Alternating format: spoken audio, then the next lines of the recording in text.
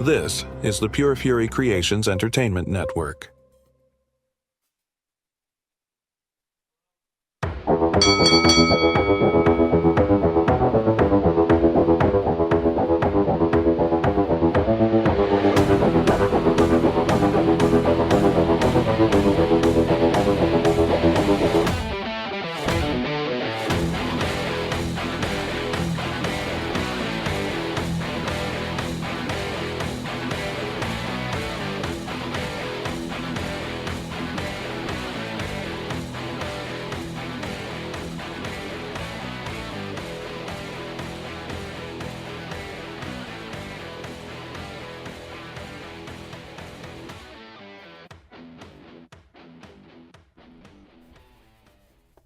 And welcome to the Fatal 4-Way live here on ONTV, along with Brian Bolf and Hollywood Q. I'm Jason Clouse, and we have breaking news as we come on the air here tonight regarding the WWE Hall of Fame. Just a little while ago, it was announced I guess two new inductees, really, but the one that everybody is really focused on is the creation of what's being called the Immortal Moment Award. And the inaugural inductee for this new Hall of Fame award is going to be the WrestleMania 13 match between Bret Hitman Hart and Stone Cold Steve Austin. It is also being reported that both Austin and Bret Hart will be live at the Hall of Fame induction ceremony to accept this award. Now, this really boosts a lot of much-needed star power for the Hall of Fame, because it is my understanding, gentlemen, that the ticket sales for this have not been very high, and they needed to get more star power. Now, this opens up a long conversation of, is this the right match to be inducted as the inaugural, member of the Immortal Moment wing. Brian, we'll start with you. This is actually a very big thing here, because for the first time ever, they're going to start singling out matches that took place. Now, you and I were talking before we came on the air here. Is this just going to be WrestleMania matches, or are they going to be looking at the entire history of WWE with this? But from my estimation, this is as good of a pick as you can have to be your inaugural inductee. What was your takeaway here? Yeah, I mean, I think if you're going to start, especially if you want to go star power, definitely the one to start it off with. In my opinion, it might be one of my top matches of all time. I just like the storytelling of the match. I like how when they went into it, like, Bret was kind of basically the face and Stone Cold was the heel. And it almost kind of turned as they told that story just in the ring. I mean, in the image of Stone Cold sitting there with the bloody face and the sharpshooter, it's like something you'll never forget. Can you think of another match off the top of your head that, if you were making the decision on this, that you would put in here as the inaugural inductee with this? Because, I mean, like what Brian was saying, that was as perfectly executed of a double turn as we've ever seen in the history of professional wrestling. The excellence of execution. It really was. Excellently executed. So this is going to be a much anticipated moment on April the 18th, when the Hall of Fame induction ceremony. What was your takeaway when you heard the news? Well, I just heard the news 5 minutes ago. But I think this is great. This is not what I had in my bingo cards. I wasn't even thinking that they were going to actually do this. Mm-hmm. But I think it's pretty good that they are. As far as if this is the right match to do it, I think so. I mean, there's always going to be arguments. There's a lot of great moment matches out there. I mean, you got Hogan Rock, you got Hogan Andre, you got so many different matches out there that has all of these moments. Sometimes the best part of those matches is before they even touch, like Rock Hogan, when they just stared at each other and the crowd was going bonkers. So you have the different moments like that before. As far as Austin and Bret, I believe that this was definitely done because Stone Cold lives in Las Vegas. Right. So, and Stone Cold has already made it known he's not really into the traveling anymore. Right. So, why not start with Austin and Brett? And as far as the character work, oh my God, this was one of my favorite feuds when it comes to character work, because even the build to it, this is my favorite version of Brett. When he turned heel and started healing on just the Americans. I love the whole thing. So yeah, this is a perfect. I smell a future Mount Rushmore here. Oh, yeah. Well, stop sniffing, man. Stop sniffing. Oh, that's my cushion. And the other news that just came down the wire is Kamala is going to also be joining the WWE Hall of Fame. Huh? No, not the former vice president. The Ugandan headhunter, Kamala. Just his family is signed on with a new Legends deal for him. Where is Kamala at? And when you think about him, in some aspects, the way he came into the business in the Memphis territory, he was so out of the box and legit one of the most feared guys in the business. When he came to WWE, he had an okay run as a heel with Kim Chi as his handler and what have you. When you think of Kamala, where does he register as like one of the good big men in the history of wrestling? He's over 420 pounds. I think he was a solid giant. I mean, he wasn't nothing too special in the ring, but he was definitely a character. Right. If you think his character work of him, walking around with the paint and looking menacing and slapping his belly and going after Hogan, that was his character. I mean, so he's basically a character-driven character right here. Right. That's pretty much what he was. He's made it known before he passed that he was interested. He was interested in that, and that's what breaks my heart for a lot of these guys who say, oh, man, I would love to go in, and he had a lot of health issues towards the end of his life, with the amputations of his legs and everything, but yeah, I think this is it's pretty good that he's getting the nod now. Yeah, he brings up a good point. You still sniffing? No, he has. I've got my tongue bit. Yeah. Oh. I know that face. I'm looking at you. I'm live on air, so. It was almost like a like a sitcom. Like I'm looking at you, and I look over at Brian, and his presentation is complete polar opposite, and I know it. You talk about his legs being amputated. I'm sitting there in my head calling him Kakala. So, but he brings up a point, because when you look at the history of these Hall of Fame classes, there are categories. You have your headliner, you have your tag team, you have your female star. There is always one that is being inducted posthumously, yep. Right? Now, we have sat here off air, on air, and made arguments. Where's Vader? Where's Sid Vicious? There's a number of different guys. Bray Wyatt, yeah. Great example of more recently. Kamala, though, does he register with you in terms of your fandom? Were you familiar with his work? Yeah, I think he was, for me, he was perfect in that age. Like, I was at the age where he came running out, like you said, slap his stomach, and it was fun. Mm-hmm. Like, if I seen it now, I'd be like, this is just ridiculous.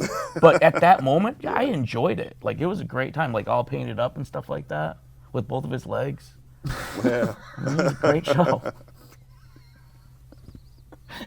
Yeah. Oh, my goodness. Okay.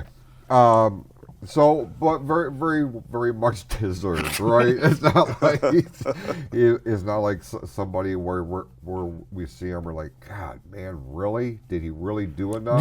I mean, obviously, you just named people that have already passed that I think are more deserving. Yeah. But I do think he has a place, and I'm okay with that one. It doesn't bother me as much.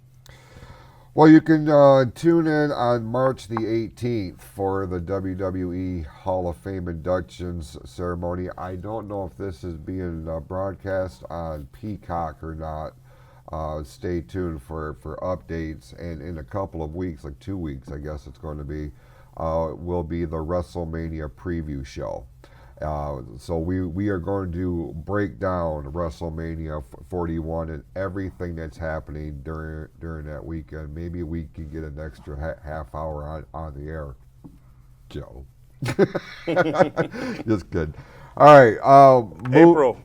April the 18th. I would like to throw that out there. April 18th. Not March 18th. I'm sorry, April the 18th. It hasn't happened yet. Thank you. I got your back. I appreciate that. See, that's why we keep you around here. You got your back, Kamal's got your legs. Jeez, oh Pete's. Moving on here this week, let's get to other headlines that really dominated the news wires in the last 2 weeks since we were last here on ON TV, and that is the controversial street fight that took place between AEW champion Jon Moxley and Adam Copeland. Cope, Edge, whatever you want to call him. This was a rematch from their pay-per-view encounter, but what makes this one stand out is under street fight rules. A spot took place in which Moxley took a bump on a spiked board to the point to where the spikes were embedded into his back, to the point that they couldn't pull it out. To the point. Literally. Yeah. This has raised all kinds of questions. Now, the timing of it is ironic because 2 weeks ago, we sat here and talked about the Toni Storm-Mariah May match that was a bloodbath, for the lack of a better term, had AEW gone too far. Now, that was on pay-per-view. This was on TBS. This was on national broadcast. Albeit, it was on a cable channel. It was still in prime time. And now this has a new group of observers, of critics, really calling into question how much further is AEW going to be allowed to go in an effort to get their brand to stand out.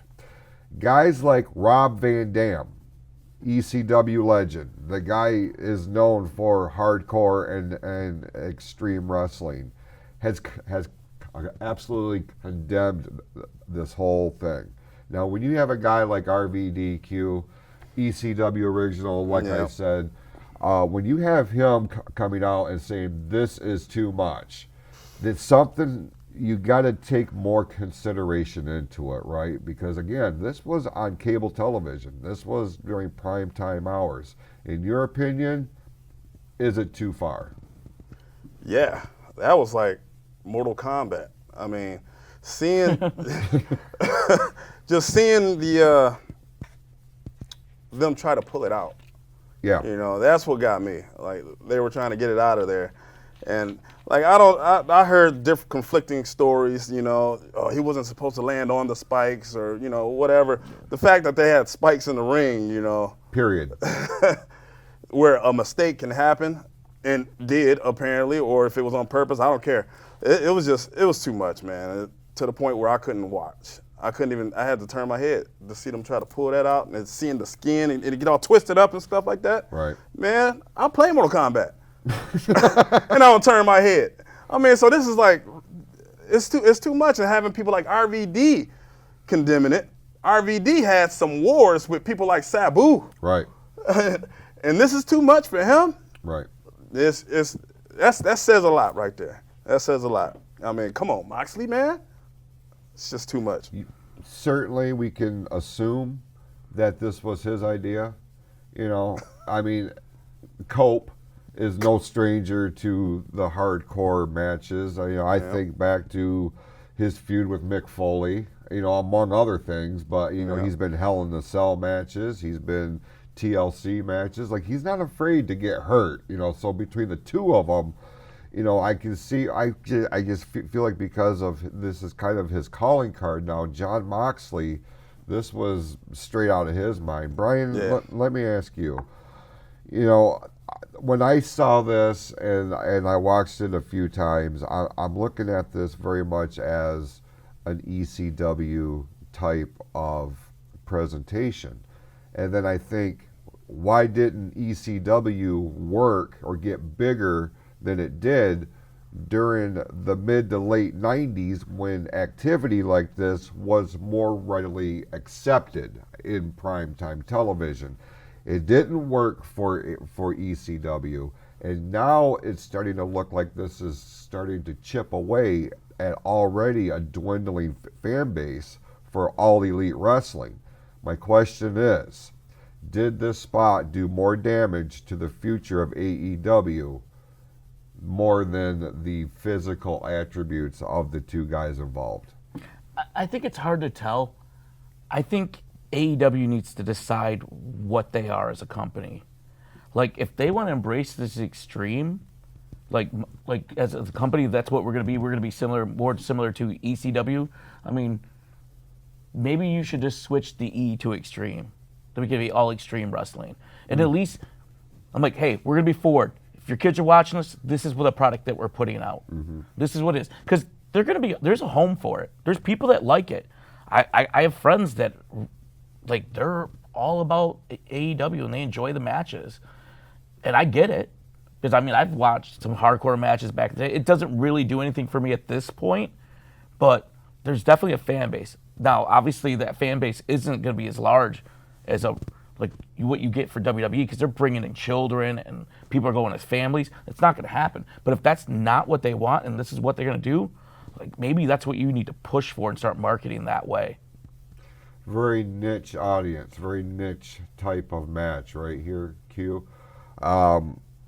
Do you see this? I mean, Brian lays out probably what's going to be their best option at this point, because if they're trying to present themselves as family entertainment, and I've seen and heard Tony Khan use that phrase in relation to his product, but you're seeing spots like this. We talked about the Tony Storm Mariah May match on the last episode. I just saw this press conference that was infiltrated by Jericho, dropping all kinds of F-bombs and stuff like this. I'm like, man, is this a shoot? No, you could tell by the way Tony responded that it was a work. What are we doing right now? Does a total rebrand do more good for AEW? Is this what they need? Because, I mean, they're kind of teetering between the line here. Should they pick one side or the other? Well, I think the problem is that there's nobody in control.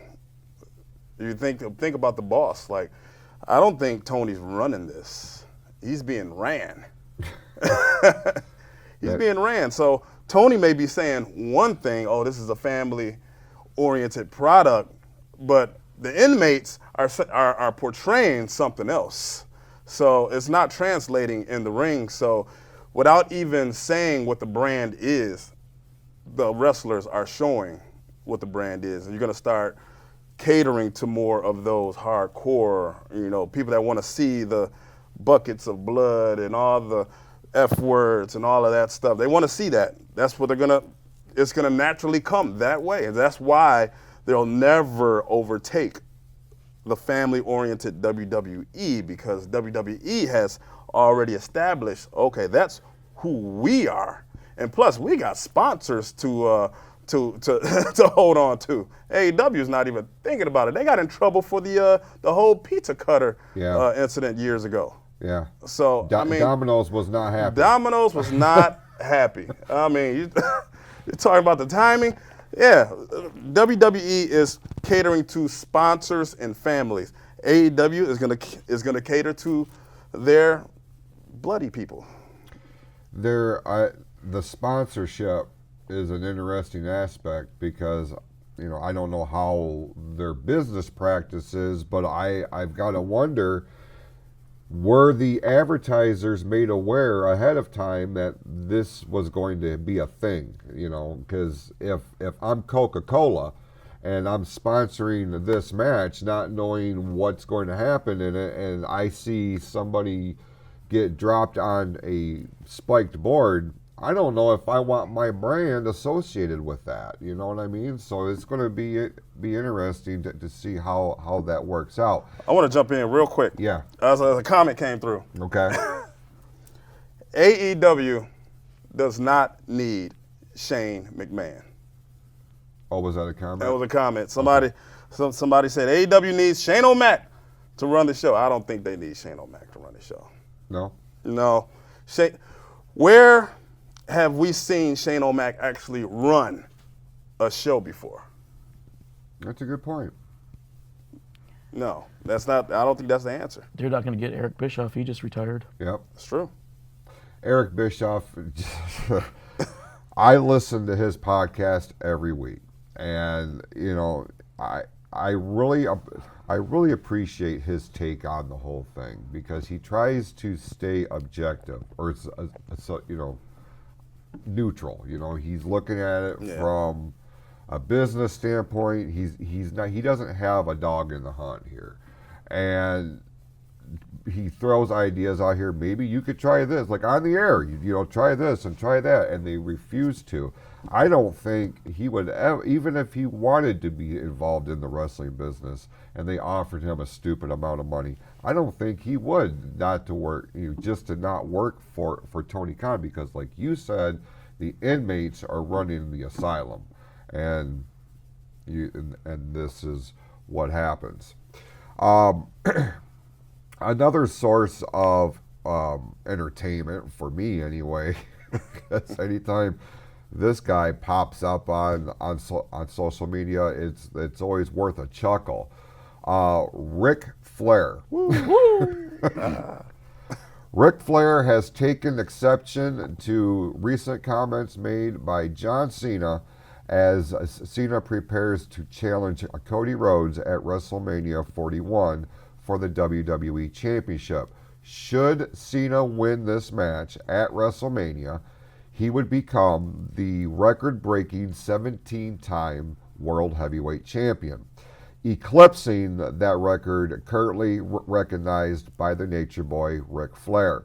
Now, in an effort to further his heel turn, Cena made some pretty bold statements this past Monday on Raw, where he essentially said that he was going to erase the name and the history of Ric Flair and end wrestling as we know it. He is going to take the WWE title home with him, and that will be the end of that championship. Ric Flair has taken exception, as you can imagine. Now, we could sit here and ask the question, is he working along with this? That's the thing about Ric Flair. Nobody knows.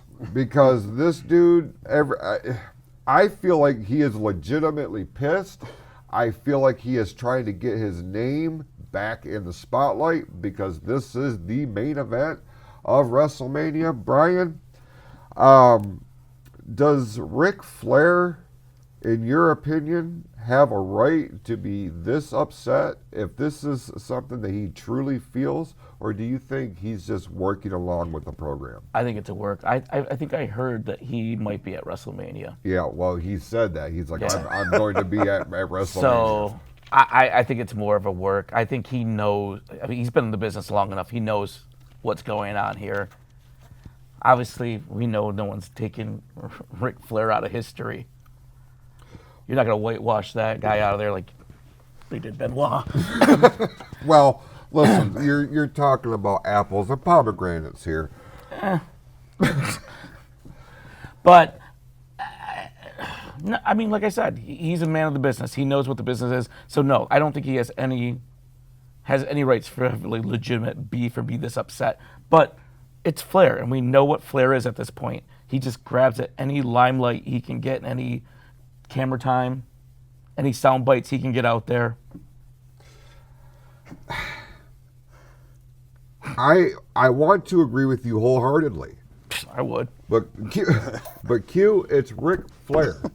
And we've seen in recent years him go on Twitter and spew some of the most obnoxious stuff that, it's legitimately how he feels. we've kind of joked in some aspect, is he losing his marbles? Did he take too many chair shots to the head? But at the same time, like, it is Ric Flair, it is WrestleMania, he's no longer affiliated with AEW, so this is an open opportunity for him to get into the fold. So I guess I'll ask you this. Do you see a scenario I'm sorry. at WrestleMania 41 that Ric Flair will cost John Cena the WWE Championship? Man, I hope not. Man, I hope not, because it makes no sense. I mean, I get it. I mean, it's Flair's trying to hold on to his record, but Ric Flair is like 80 years old, and oh my God, this makes no sense. Ric Flair's a very old man, and he has no business doing anything right now. I mean, he doesn't want to retire. Right, no. Because he's already trying to come back. Right. What is he? Is he going to go for 18? Like, what are we doing? This is getting out of hand with Ric Flair. I think, for his sake, I hope it's a work. I hope he's just in the audience with the slow golf clap if Cena does win or something like that. Oh, he's going to clap in a way where the camera will stay on him. Yeah, I don't want to. There's no way he needs to go into that ring unless he's just handing the title over to Cena, and I don't even want to see that. No, we don't need to see nothing with Rick. Walk your daughter out to the ring. How about that? See, I was just sitting here thinking, they're at Allegiant Stadium. You know that aisleway is going to be every bit of 45 yards long. Oh, he's not going to make it. That's my point. So if he needs to come in at we'll say the 28-minute mark of the match, he would have to start to make the descent just before the bell sounded, because it's going to be an incline, But we see that to give him a cart. How stupid is that going to be? Is Austin going to be bringing him out here with the four-wheeler? Hopefully. We're trying. Something has to polish that turd. But be that as it may, it was worth noting because this gained a lot of traction, and the more attention that it got, of course, Flair was more engaging, and you could kind of see the nature boy persona come out. But again, in some aspects, in some of the correspondence, it was a little hard to tell if this was a work or a shoot. So, be that as it may, John, it is going to be Cena and Cody Rhodes at WrestleMania, and we will use this as the segue into the updates for WrestleMania 41, because a big match has been added to this card that's going to take place on April 19th and April 20th from Las Vegas. A big triple threat match. We called it. We said it was going to be this way. We're not quite sure why yet, but it is going to be Roman Reigns versus Seth Rollins versus CM Punk. And that's going to be added to the card that includes two women's title matches and two world title matches. Gunther and Jey Uso for the World Heavyweight Championship. Tiffany Stratton will be defending the WWE Women's title against Charlotte Flair. Bianca Belair is going to challenge either Io Sky or Rhea Ripley. There is a... I was trying to... What is wrong with you today? I don't know, man. I don't know. My goodness. Just so you know, I think the camera was on me and they totally missed that. So it was funny nonetheless. Totally lost my train of thought here.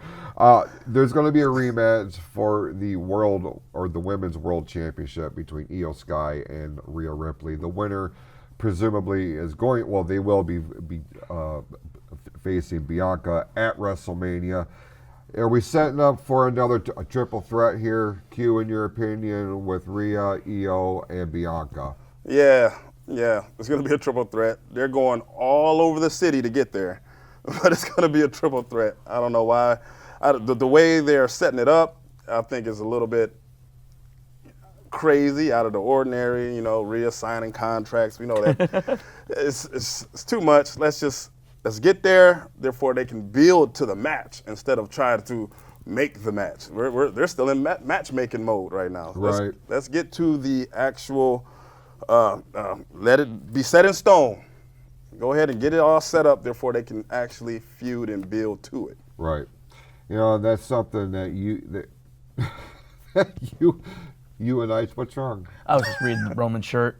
Oh, I thought you were looking at Q, and I'm like, what did he say? You and I talked at work the other night about how a lot of these storylines have kind of plateaued. You went to work? Yeah, I was 2 there. days ago. I was there. What? I was there one day last week.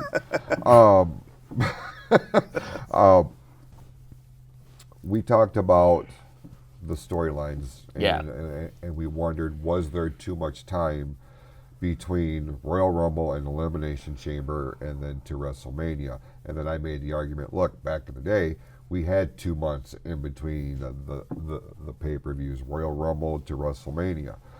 Now, I want to focus real quick on the World Heavyweight Championship match that is scheduled to take place between Gunther and Jey Uso. Uso being the winner of the Royal Rumble, he gets the title shot, obviously. They've really haven't handled Gunther's world title run the way that we feel like they could have. Like, it's been okay, but it hasn't been extraordinary. Not like we saw when he was the Intercontinental Champion. So, leading into a big main event match here at WrestleMania, one of the main events for one of the World Championships, they're starting to try to find a way to add more layers for Jey Uso being the ultimate underdog. He slips all of a sudden. Now, we've been watching this guy wrestle for the last 16 years. Even all the top rope stuff, I don't ever recall seeing him slip but maybe twice. And it was on like a Sunday Night Heat. So I see what they're doing and I appreciate what they're doing. Brian, does it add any more anticipation for this match, in your opinion, from a storyline perspective? No. Like, you don't need to sell, like, Jey as an underdog already when he's already going against Gunther. He already is the underdog going into it.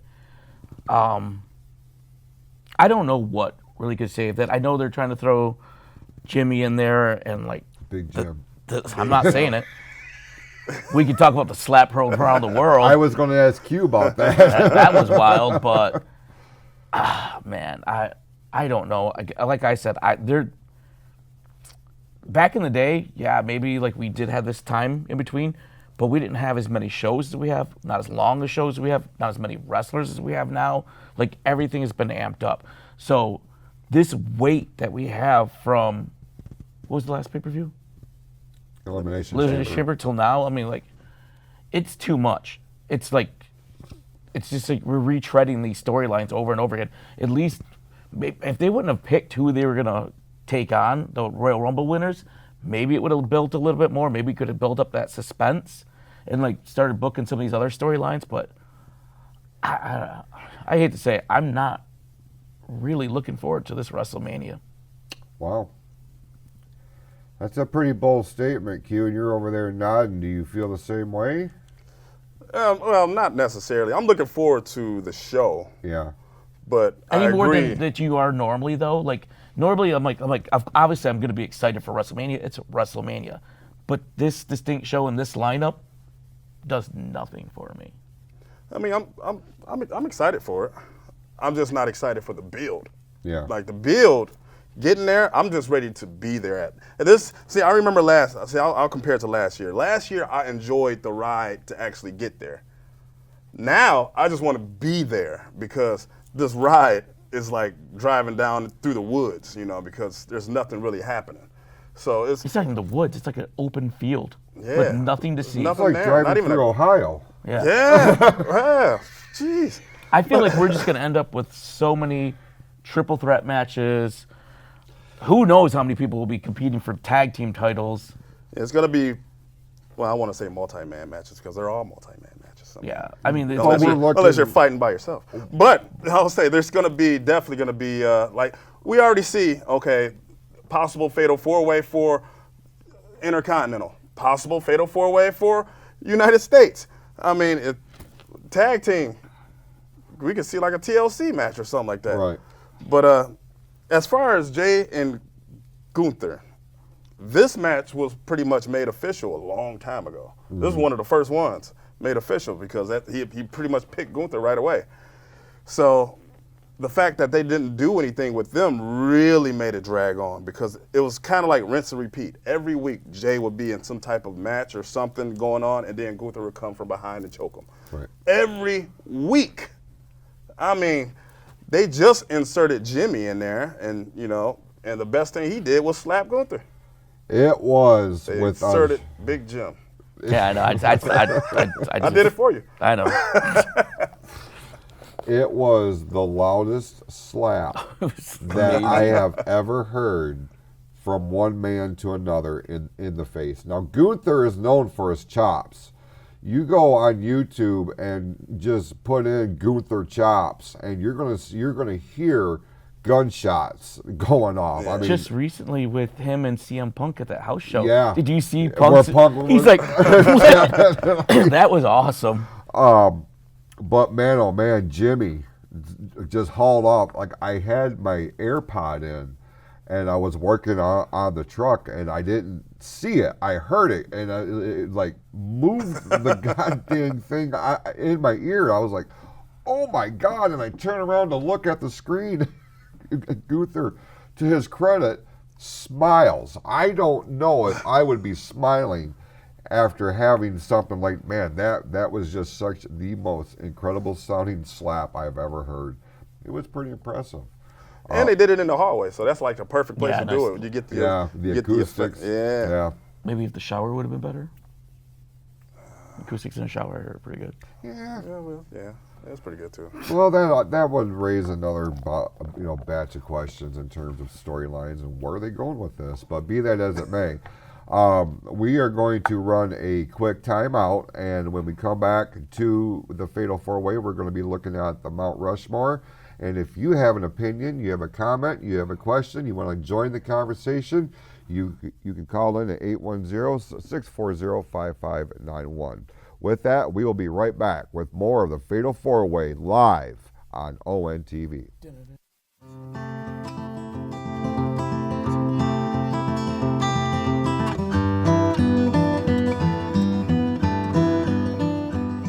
Imagine a child in a classroom. He or she is trying to pay attention in class, but like many kids in our community, he or she faces a challenge. When the school week ends, the reality of hunger begins. Many children depend on weekday school meals, breakfast and lunch, for their nutrition. That's where Blessings in a Backpack comes in. Each month, volunteers come together to pack nutritious meals for kids that they take home each weekend.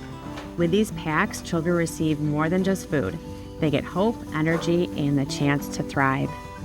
But we can't do it alone. Your support can help us reach even more children, ensuring they have the nourishment they need to succeed. I've seen firsthand the difference a full stomach can make. These children are more focused, more engaged, and more confident. Every child deserves to feel secure and cared for. With your help, we can make weekends worry-free for hundreds of children. If you're interested in making a difference, we have a number of ways that you can help. First, we pack once a month on Wednesday mornings. We would love to have you join us for that. You can sign up through our Blessings in a Backpack Lake Orion Facebook page. We want to thank the Lake Orion High School robotics team for their faithful support in setting up the night before we pack each month. Finally, if you can't be involved in any of those ways, we welcome monetary donations. You would simply visit www.blessingsinabacpacklakeorion.org to donate. And together, we can ensure that every child returns to school ready to learn, grow, and succeed. Blessings in a Backpack, feeding the future one child at a time.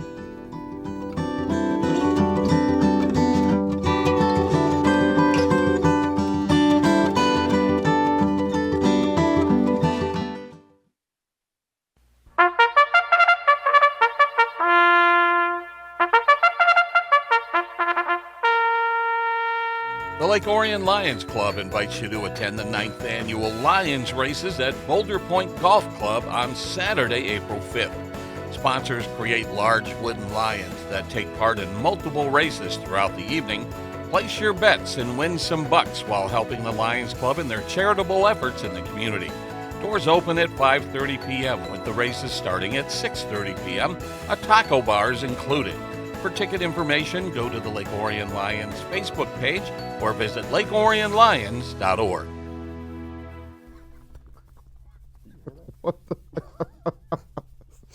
Welcome back to the Fatal 4-Way Live.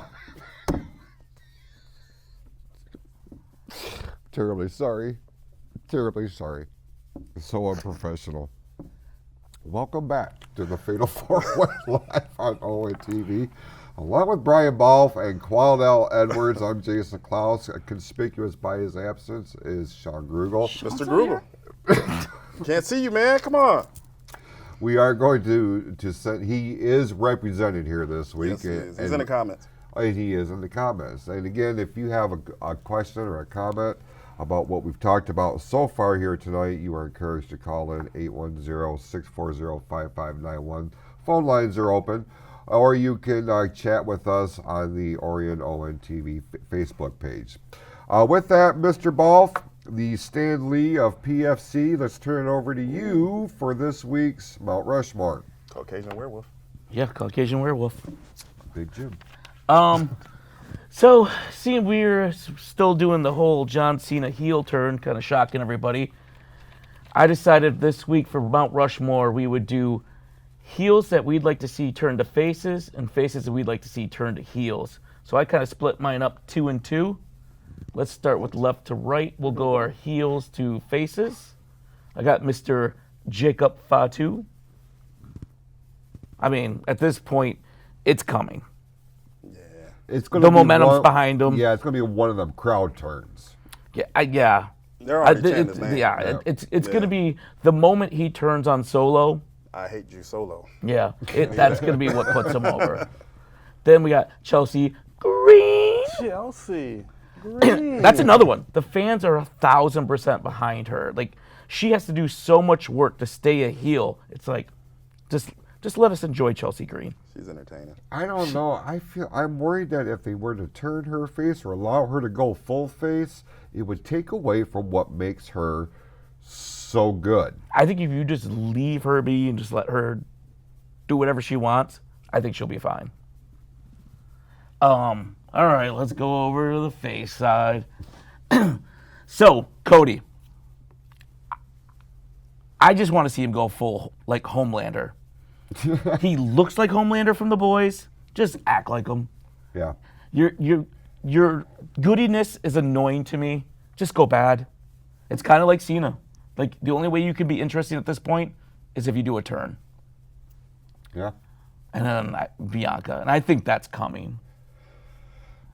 I've said with Bianca turning her and Montez Ford both full-blown heel, actually let them be a couple, they could really do something, especially on Monday Night Raw. Like they would really flourish as a power couple in my view. I think it was, I don't know which one of you two I was talking to at work, but I was saying I think the ideal situation when you go into WrestleMania is if they book Jade versus Naomi there and you have Bianca versus obviously whoever wins. Day 1 or 2, whatever match you have, like if it's Naomi versus Jade, you have Bianca go in there and you have her help out Naomi. Then next day, you have Naomi go out there and you have her help Bianca win the belt. It's a perfect time to turn her. I don't know why we don't write for WWE. I heard they're looking for a writer. Yeah. Yeah, for SmackDown. Look, SmackDown? we're a package deal, so you take one, you take us all. But That's right. Enough about packages. Big jump. Q, let's go to your Mount Rushmore. All right. First off, before I even go down my list, man, I did all faces to turn heel. Fun. Because I thought that's what we were doing here. Yeah, we switched it up on you. Yeah, you sure did. If you showed up to work, you'd know. I knew that was coming. Is that what we got? Oh, okay, all right. All right, so I started off with... These are line side deals, pal. I started off with Seth Rollins because it's right now WWE is very face heavy, and he's probably one of the ones that kind of like get shafted in that area, you know, because there's so many bigger stars than he is, so he'll do a lot better as a heel. I did Jade Cargill only because she's a lot better as a heel than she is a face, because she's so much bigger and badder than a lot of the, you know, other female talent. You have a big old giant face in there just beating up all the people up. I mean, turn her heel. And it don't have to be now, you know, whatever. But for right now, I do agree with Bianca as being the heel. And being with, I like that outfit she got on too. That's sharp. That's sharp right there. Yeah, but her being the heel, yeah, definitely fits the bill for her because her character is already a heelish character. They just like her. As far as Randy Orton would make a great heel. Give me that 2009 Randy Orton where he's just kicking everybody in the head. He's kicking people's dads. I mean, he's kicking, he pulled John Cena's dad out of the crowd and kicked him in the head. Yeah. Vince McMahon who didn't even say anything. He just punched him in the face and then kicked him in the head. I mean, give me that, Randy. Start kicking people. I feel like Randy Orton has done his best work as a heel. Like right now, he's on an incredible run because he's coming off this 18-month injury layoff, and especially the international fans, them singing his song when he comes out to the ring now is a very cool moment. But what he's doing in the ring now, I am going to be looking forward to this match because I don't know if it's been made official yet, but all roads are going to Orton and Owens at WrestleMania, and I am looking forward to that match because I'm a fan of both guys. But if they were to do a double switch and let Orton leave WrestleMania as a heel, and especially the head of a faction, man, I think that could be exactly what he needs for this, what could be one of his final chapters of his career, because, he's been doing this a long time. I heard somebody on the internet, they brought up this point. Yeah, it was probably Stan Lee, I guess. I don't know. But they said, what if Randy Orton ends up being the third guy? With The Rock? With The Rock and John Cena. And then I said, The Rock and John Cena are never there. Right. So, no. It wouldn't work. But I do see Randy Orton as a great heel. Let's move over to Mr. Grugel's Mount Rushmore. He submitted his selections. He is looking for Austin Theory to turn face and a return for the Street Profits, and then turning heel. And I have to agree with this, the War Raiders and LA Knight. Now, I am a big LA Knight fan. Yeah.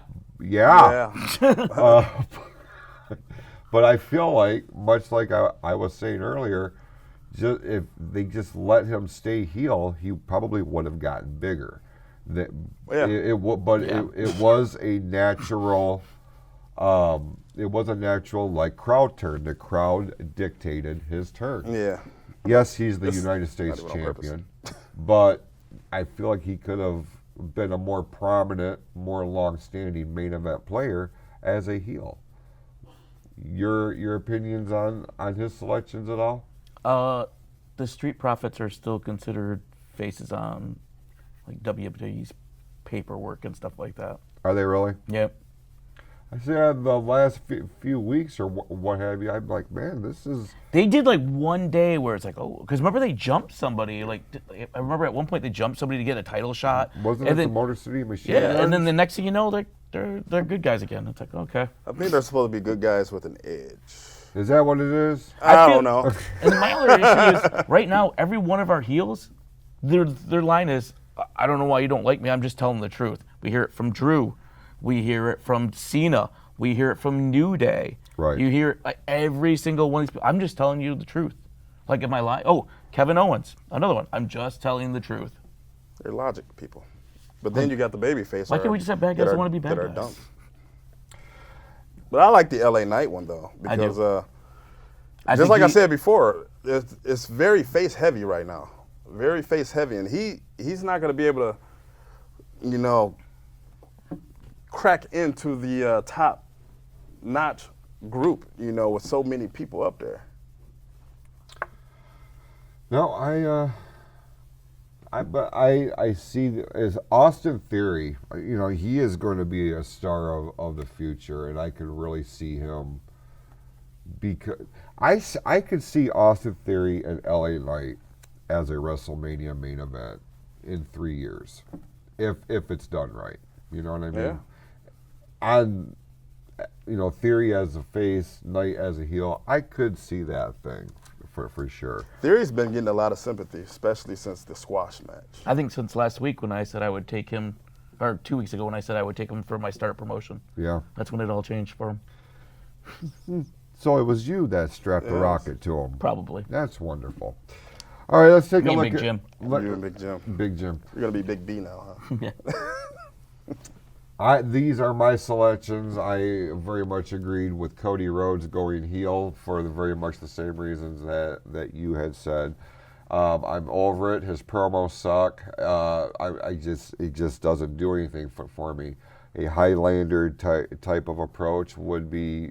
I think it could make him interesting. I think I could see myself liking him if he did. I would be okay with him maintaining his position as WWE champion if he did. Right now, because of just his whole presentation, I want him to lose the title. Yeah. Damian Priest, I feel like is another guy that did his best work as a heel. I feel like putting him back as the head of Judgment Day could be what he needs to become that main event player, because him on his own, him as a face, isn't cutting it for me, and not just me, for a lot of people. I would like to see a face return for Drew McIntyre. I have maintained this guy needs a significant world title run in front of a live audience. It bums you out more than anything. I am so pissed about this, and I'm not letting this go. I agree. But he did a great job as the face of WWE in a very hard time, during the pandemic era. And even though he does have that edge as a heel, there was just something about his face work that I got behind. I'm like, okay, I am rooting for this guy. He is the bad or the hero of the story, and I believed it. And I just want him to have that opportunity in front of a live crowd. And Braun Breaker, the current Intercontinental Champion. And I have said this guy, you will see this guy in the main event of WrestleMania very, very sooner rather than later. Possibly next year. And I really feel like if they put the rocket on him, let him be the face of the company, because he is really starting to come into his own. He's starting to find his footing in WWE. So that is my Mount Rushmore for this week. We have more breaking news here that was just announced about 22 minutes ago. After much speculation and wonder, Rey Fenix has been announced to make his WWE debut on the April 4th edition of SmackDown. It's going to be, this is one of the recent, free agents signings and the latest superstar from All Elite Wrestling to come over to World Wrestling Entertainment. We wondered what they were going to do with him. Were they going to put him back with Penta, who is one of the fastest rising stars on Monday Night Raw? Moving Phoenix to SmackDown or putting him on SmackDown was probably the best thing that they could do here, right? Yeah. I'm curious what they will do with him. Whether, like you said, if they'll put him with Penta, how they'll do this. We've got a phone call? It's Penta. Oh, yeah, they hung up. If you just tried to, no, I didn't. They hung up. if you just tried to call in, you got to let it ring a couple times, but because I can't, it takes me a second before it registers. So if you did try to call in, please try to call in again. So yeah, I would say like obviously he's feuded with his brother before and stuff like that, so we could see him go down that road. I don't know. I'd like to see them together, but I don't want Ray to slow down Penta's momentum. I can, yeah, 100%. And I feel like this is probably the reason why this is a good move, putting him on SmackDown, let him get his footing, much like Penta, and all that. But it's also, it provides a backup plan, because what happens if he flounders on SmackDown? They could bring him over to Raw, put him with Dragon Lee, they could put him with Rey Mysterio, they could put him with, a number of different guys. Or if Penta somehow, for whatever reason, plateaus, they could put them back as a tag team, because that on paper, for the tag team scene, that would be absolutely gold. Like, you would have a number of great matches and really add star power to the tag team, around the tag team championships on Monday Night Raw or SmackDown for that matter. We do have just a couple of minutes left here, gentlemen. Is there anything else you would like to bring to the table that we haven't discussed, or you want to go back to and revisit from earlier here tonight? We could throw out there about the Evolution 2. Oh, that's right. Yeah. I mean, we've talked about them being able to do an all-women pay-per-view again, and it looks like we're actually going to see it. Sometime in June or July. Yeah, they said summer is what it. Yeah, I did see that, and that was met with a lot of positivity. Because I would look forward to it. I think they got enough talent right now. I think they would be able to put on a pretty good show. And like I said earlier when we were talking, I wonder if we'll see some of the TNA talent come across. Right. Yeah, I mean, it got rave reviews by and large the last time they tried this, because it was pretty out of the box. Now it was during the network era, so you could tune in to the WWE Network or Peacock. It wasn't a traditional pay-per-view, which is why I think they waited to do something like this until they got into the streaming part of things, because at that time, would there have been enough pay-per-view buys to make it make sense financially to put this show on? You know what I mean? Because it's not cheap to put on a premium live event of on any level. You know. I don't know, Q. This is going to be a good showcase for the girls, and it does open this great opportunity to put more spotlight on this partnership with TNA. Seeing if it is June, I mean, we're almost in April. That's 2 months away. Yeah. What would you put as the main event? That's a good question. It really depends on what comes out of WrestleMania, really, because you look at the women now, they have mid-card titles now. I mean, they got the world titles, mid-card titles, tag titles. They got the NXT brand. You almost don't even need TNA. In 2 weeks' time will be our annual WrestleMania preview show. We're going to be rolling out the red carpet, as it were.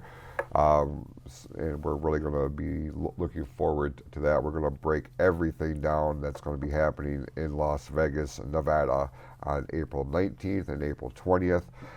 With that, we appreciate everybody tuning in here this week. Go out, be awesome to yourselves and to each other. We'll see you in 2 weeks right here on the Fatal 4-Way live on ONTV.